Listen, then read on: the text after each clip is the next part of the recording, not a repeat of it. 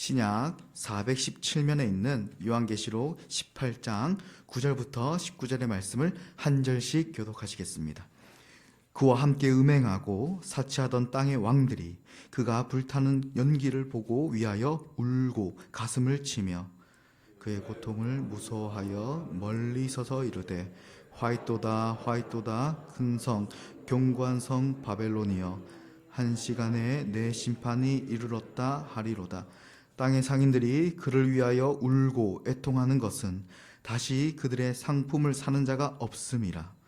그 상품은 금과 은과 보석과 진주와 세마포와 자주옥감과 비단과 붉은 옷감이요 각종 향과 각종 상아 그릇이요 값진 나무와 구리와 철과 대리석으로 만든 각종 그릇이요 계피와 향료와 향과 향유와 유향과 포도주와 감람류와 고운 밀가루와 밀이요 소와 양과 말과 수레와 종들과 사람의 영혼들이라. 바벨론아, 내 영혼이 탐하던 과일이 내게서 떠났으며 맛있는 것들과 빛난 것들이 다 없어졌으니 사람들이 결코 이것들을 다시 보지 못하리로다. 바벨론으로 말미암아 치부한 이 상품의 상인들이 그의 고통을 무서워하여 멀리 서서 울고 애통하여 이르되 화이토다 화이토다 큰 성이여 세마포옷과 자주옷과 붉은 옷을 입고 금과 보석과 진주로 꾸민 것인데 그러한 부가 한 시간에 망하였도다. 모든 선장과 각처를 다니는 선객들과 선원들과 바다에서 일하는 자들이 멀리 서서 그가 불타는 연기를 보고 외쳐 이르되 이 큰 성과 같은 성이 어디 있느냐 하며. 함께 읽겠습니다. 티끌을 자기 머리에 뿌리고 울며 애통하여 외쳐 이르되 화이토다 화이토다 이 큰 성이여 바다에서 배부리는 모든 자들이 너의 보비로운 상품으로 치부하였더니 한 시간에 망하였도다. 아멘. 예전에 한번 이 친구와 함께 영도, 부산 영도의 밤바다를 바라본 적이 있습니다. 깊은 밤 이 조업을 나가는 배들이 이 불빛을 밝히며 이 바다로 나가는 장면을 보고 참 아름다웠습니다.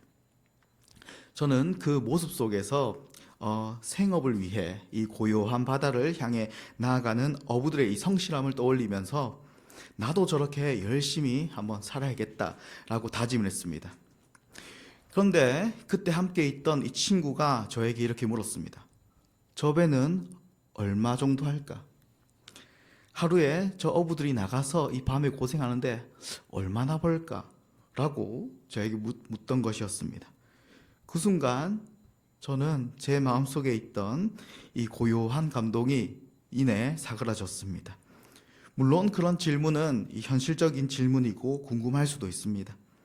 하지만 저는 이 경험을 통해 오늘날 우리가 얼마나 많은 것을 경제적 가치로 판단하는지를 새삼 느끼게 되었습니다. 제가 보통 이 기타를 치고 있으면 사람들은 저에게 꼭 묻는 질문이 있습니다. 보통은 언제부터 배우셨어요? 혹은 소리가 좋네요? 라고 전 기대했는데 보통 이런 거 안 묻습니다. 가장 먼저 질문은 뭘까요? 이 기타 얼마예요? 네, 먼저 가격을 가장 궁금해합니다. 이럴 때는 저도 모르게 제 기타가 좀 비싸거든요. 저도 우쭐대면서 얼마예요 하면서 자랑스럽게 이야기할 때가 종종 있습니다. 이처럼 오늘날을 살아가는 우리는 무언가의 가격, 이익, 가성비로 모든 것을 판단하는 세상에 살고 있습니다. 오늘 본문에 등장하는 이 사람들도 오늘날 우리와 다르지 않습니다. 이 요한의 환상 속에서 세상의 부와 쾌락을 상징하는 이 바벨론이라는 이 도시가 불타는 것을 보고는 사람들은 가슴을 치며 애통하며 울고 있습니다.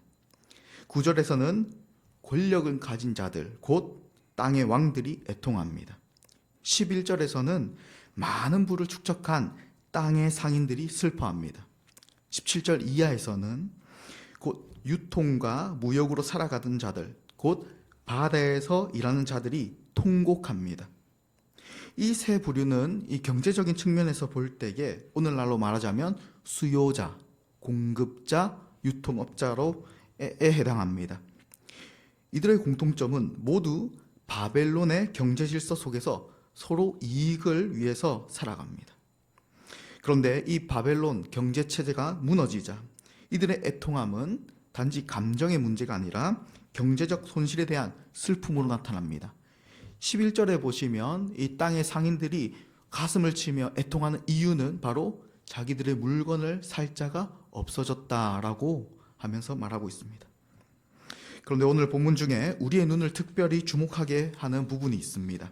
13절입니다. 13절에 보시면 다양한 상품 목록이 나열됩니다. 금과 은, 보석과 옷감, 향료, 가축 등이 나열되다가 마지막에 이렇게 말합니다. 소와 양과 말과 수레와 종들과 사람들의 영혼들이라. 여기서 종들은 이 헬라어로 소마타, 즉 몸들입니다. 원문을 그대로 살려서 번역해 보면 몸들과 사람들의 영혼들입니다. 이 말은 곧 이 세상의 경제체제 안에서는 사람조차도 몸의 가치로 환산되며 거래된다는 것을 말해줍니다. 심지어 사람들의 영혼까지도 매수하려는 이 세상의 모습, 모든 것을 돈으로 사고 파는 세상, 그것이 바로 하나님께서 심판하신 바벨론의 특징입니다. 이것은 단지 고대의 이야기나 미래 환상이 아닙니다. 오늘 살아가는 우리 역시도 능력으로 사람을 판단하고 연봉으로 그의 가치를 매기며 누릴 수 있는 소비 여력으로 존재의 의미를 재단하곤 합니다. 사람이 곧 상품이 되는 세상, 영혼마저도 전략과 기술로 설득되고 조종하려는 세상, 이것이 바로 오늘날의 현대판 바벨론의 모습입니다. 하지만 오늘 말씀에서 참 놀라운 전환이 있습니다. 20절을 보시면 하나님께서 이렇게 바벨론을 심판하신 이유가 바로 성도들을 위함이라고 기록되어 있습니다. 하늘과 성도들과 사도들과 선지자들아, 그로 말미암아 즐거워하라. 하나님이 너를 위하여 그에게 심판을 행하셨음이라. 성도 여러분, 이 바벨론의 붕괴는 단지 세상의 끝이 아닙니다. 하나님의 백성들에게는 해방의 기쁨입니다. 이제 더 이상 경제적 가치로 평가받는 존재가 아니라 값으로 사신 존재로 살아갈 수 있기 때문입니다. 바울은 이 고린도전서 6장 20절에서 이렇게 말하고 있습니다. 너희는 값으로 산 것이 되었으니 그런즉 너희 몸으로 하나님께 영광을 돌리라. 이 세상은 계속해서 우리에게 묻습니다. 그건 얼마짜리야? 그런 일을 한다고 해서, 그런 봉사를 한다고 해서 네 인생에 뭐가 도움이 돼? 그 시간에 돈이나 벌지. 하지만 하나님은 말씀하십니다. 너는 내가 예수의 피값으로 산 내 사랑하는 자녀다라고 말합니다.